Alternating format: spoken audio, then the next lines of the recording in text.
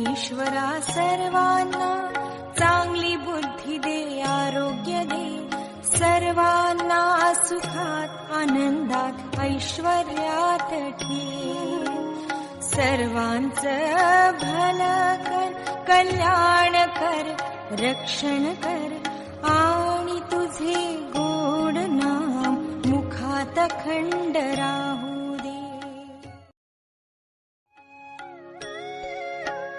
हे ईश्वरा सर्वांना चांगली बुद्धी दे, आरोग्य दे, सर्वांना सुखात आनंदात ऐश्वर्यात ठेव.